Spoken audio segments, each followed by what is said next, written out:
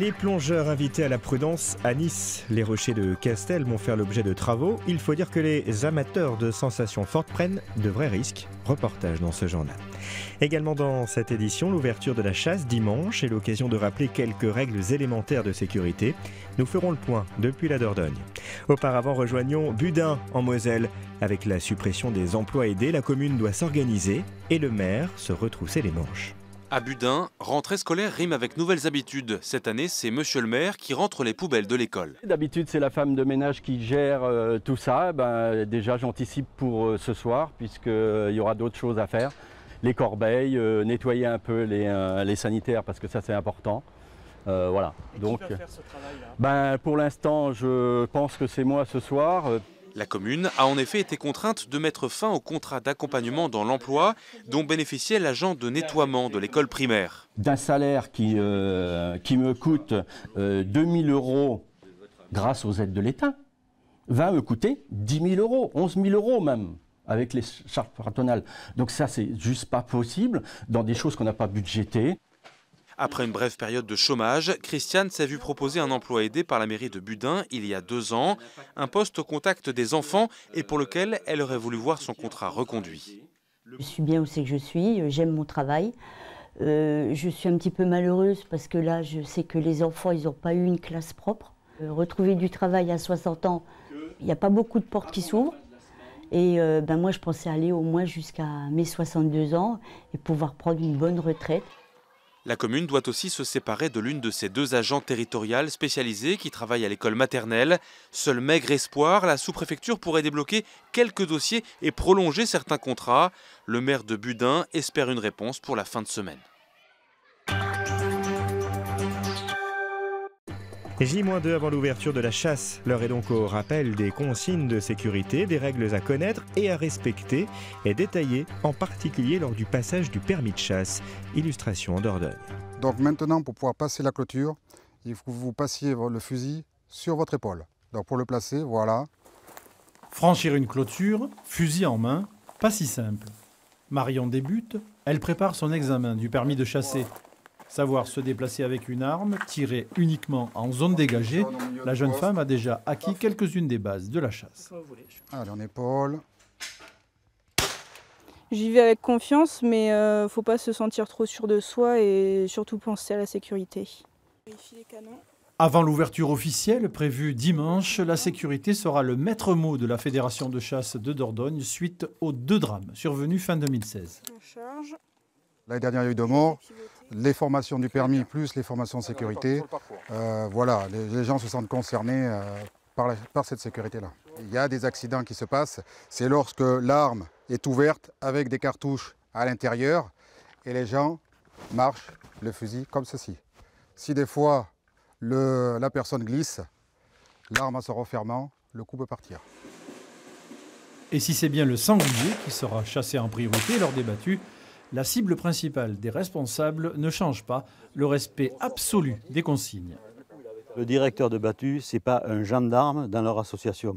Le directeur de battue, il ne fait que retranscrire tout ce que l'administration nous demande et tout ce que les nouveautés de la chasse apportent au jour d'aujourd'hui, afin justement d'éviter ce type d'événement. Alors on espère qu'on va améliorer les règles de sécurité et surtout la prise de conscience des gens de bien écouter les consignes le matin au départ. Pour la chasse aussi, c'est l'heure de la rentrée. Les 20 000 chasseurs de Dordogne ont rendez-vous dimanche à partir de 8 h.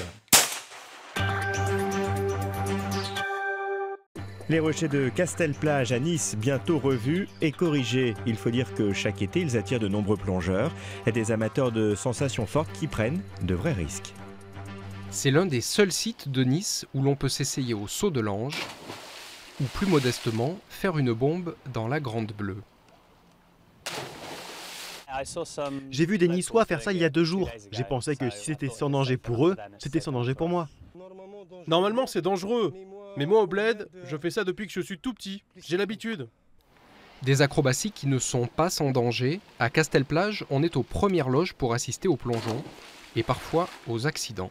Quand il y a beaucoup de jeunes sur les rochers, à un moment donné, Il y a toujours des situations où les gamins n'ont pas évalué le risque.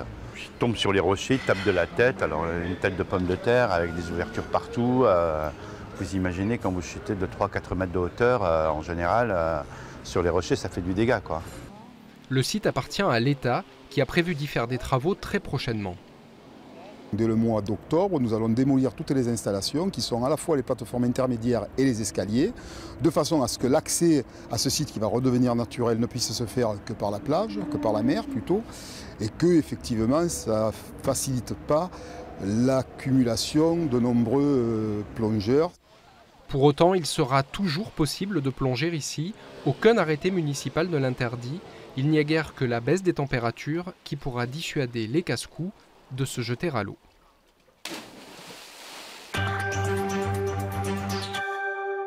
Enfin, les passionnés en tout genre sont rassemblés jusqu'à dimanche à La Rochelle. Collectionneurs de tout et de rien, ils sont venus partager leur bonheur avec le plus grand nombre. Rencontre. C'est parti. On envoie 67 000. Je conduisais des trains. Nickel.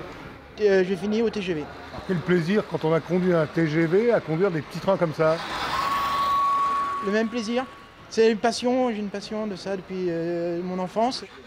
Et une passion, ça ne vous quitte pas. Au coin des passionnés à la Foire Expo, une quinzaine de doudingues exhibent leur collection. L'œuvre d'une vie souvent.